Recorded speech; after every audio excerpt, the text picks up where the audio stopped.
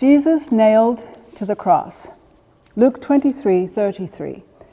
When they came to the place called the Skull, they crucified him there, along with the criminals, one on his right, the other on his left.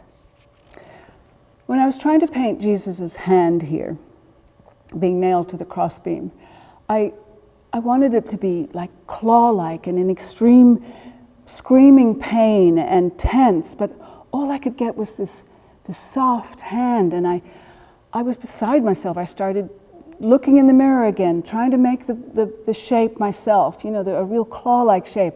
I took pictures of my husband's hand. I studied it, and I just couldn't, in the painting, make it look like he was all tense and hurting and in excruciating pain. So then I got it. What God was telling me was, I don't want it to look like that. I want it to look in a state of complete submission as he lay there obediently taking the onslaught of pain. Only his thumb is slightly arched to show the last remnants of letting go. The Roman soldier holding the nail, his hand is very intense and tough and full of anger and force and maybe even bravado or power or just fear of having to do this. We don't know what was going through his mind, but that's what is shown there in contrast to that surrendering hand. The other hand, I purposely painted without any character, emotion, or personal power like this one indicates, because I wanted it to look like there was absolute, complete precision as he was about to hit the nail.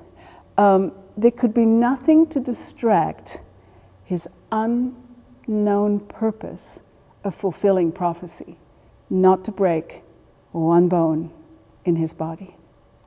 Now, obviously, the nails are much larger than they would have been compared to the size of his hand. But again, like I did with the cross in the previous paintings, I chose, and even the size of the cross here, I chose to make them all larger to focus or highlight the excruciating onslaught of pain that he was experiencing.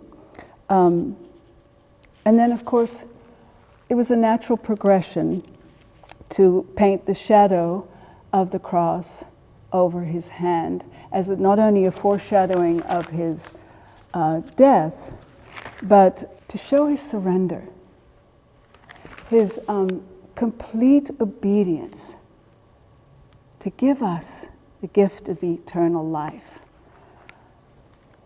The smaller panel shows the cross dripping with blood, and that indicates his lifeblood pouring down the cross.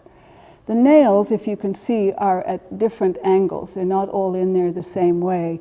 And that represents, each nail represents each one of us. The panel is tied up with rope and with barbed wire. These represent the political power of the time. They thought that they had taken complete control of this renegade blasphemer who dared call himself God. Little do they know that Jesus is still all-powerful.